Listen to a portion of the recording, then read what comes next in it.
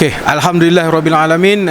Pada hari ini 15 hari bulan 8, kita telah hadir ke Kampung Batu 10, bahagian di tempat kawasan Cemor, Kampung Cemor Cemor, untuk meneruskan program berkongsi rezeki dan juga ziarah kasih kita daripada Parti Wawasan Negara bahagian Tambun.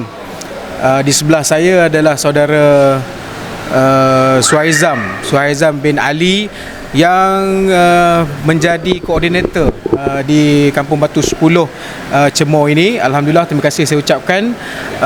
Pada hari ini kita telah menyampaikan kongsi rezeki kita daripada Wawasan Negara Tambun sebanyak 55 buah keluarga. Alhamdulillah, rezeki Allah Ta'ala kita sampaikan.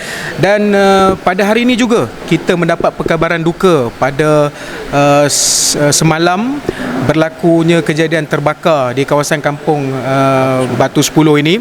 Dan mangsa dan juga keluarga berada ditempatkan di homestay bersebelahan dengan dewan yang kita lakukan program pada hari ini. Sementara itu kita hadir untuk bertanya khabar dan kita sampaikan bantuan yang kita kira dapat meringankan beban mangsa, insya-Allah. Selepas ini insya-Allah kita akan pergi ke dua buah rumah lagi, di mana saya difahamkan bahawa isi rumah berkenaan, orang yang berada di rumah itu dalam keadaan uzur dan tidak boleh bergerak daripada rumahnya. Itulah komitmen kami daripada Wawasan Negara. Kami cari dan kami cuba bantu.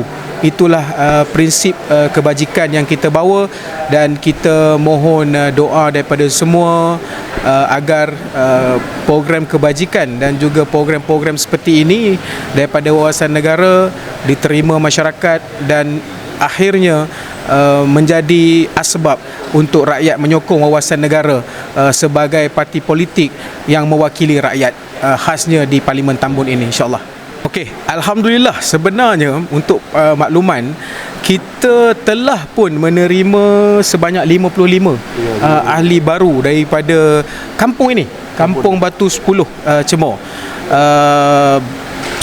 Dan kita hadir pada hari ini untuk kita menyampaikan bantuan-bantuan kongsi rezeki ini. Tapi hari ini saya amat bersyukur kerana pada hari ini kita telah menerima lebih daripada 20 borang penyertaan sebagai ahli, khasnya untuk cawangan untuk cawangan Cemor ini. Dan daripada program yang kita jalankan ini, kita amat bersyukurlah sentimen dan juga penerimaan rakyat terhadap Parti Wawasan Negara yang membawa konsensus nasional baru ini untuk Malaysia diterima baik oleh masyarakat, dan kita harap ianya berterusan sehingga Wawasan Negara dan juga Perikatan Nasional ini menjadi kerajaan yang akan prihatin terhadap masyarakat setempat dan juga rakyat. Perancangan kita telah pun siap sempurna sehingga hujung bulan 9. Dan yang paling dekatnya adalah kita akan buat satu konvoi ambang merdeka yang kita jadualkan pada 29 hari bulan.